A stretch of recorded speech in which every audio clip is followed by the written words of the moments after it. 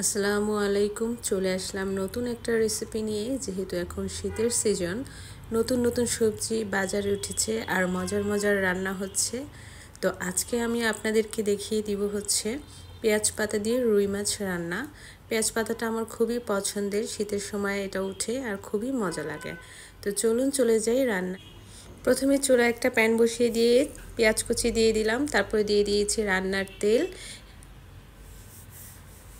কিছুটা পেঁয়াজ ভেজে নিয়ে আমি এখানে একটু পানি দিয়ে দিব মশলাটা কষানোর জন্য।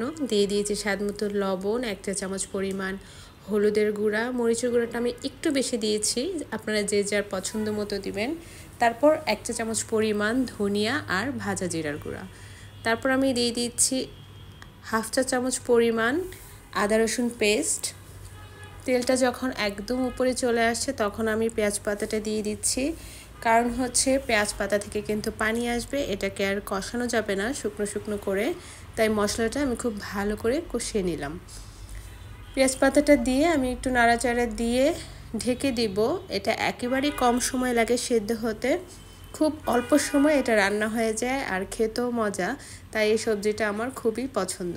1-2 মিনিট কষিয়ে নিয়ে আমি এখানে পানি দিয়ে দিব, কারণ হচ্ছে খুব বেশি কষানো বলেছি এটা করা যাবে না, পানি জাতীয় সবজি।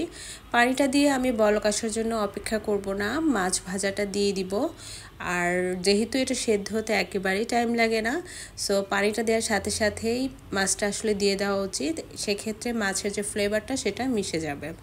আমি একই সাথে মাছ ভাজারটা দিয়ে ধনেপাতা কাঁচামরিচ একসাথেই দিয়ে দিব, কারণ ধনেপাতা সিদ্ধ হতে হতেই কিন্তু পেঁয়াজ পাতাটা সিদ্ধ হয়ে যাবে। একেবারেই কম সময় লাগে এটা রান্না করতে, আর খেতেও কিন্তু খুবই মজা লাগে। আমার কিন্তু খুবই পছন্দ। যে কোনো মাছ দিয়ে আপনারা এভাবে রান্নাটা করতে পারেন। এখানে আপনাদের পছন্দ মতো যে কোনো মাছই ব্যবহার করতে পারেন। আমি একটু শুকনো শুকনো রাখবো, তাই পানি একটু কম দিয়েছি। আপনারা চাইলে পানি আর একটু বাড়িয়ে দিতে পারেন। আমার আসলে পেঁয়াজ পাতাটা একটু শুকনো শুকনো খেতেই ভালো লাগে, তবে যে যার মতন ঝোল নিজের পছন্দ মতো কিন্তু দিতে পারেন। আমাদের আজকের আয়োজন ছিল এ পর্যন্তই। দেখা হবে নেক্সট রেসিপিতে।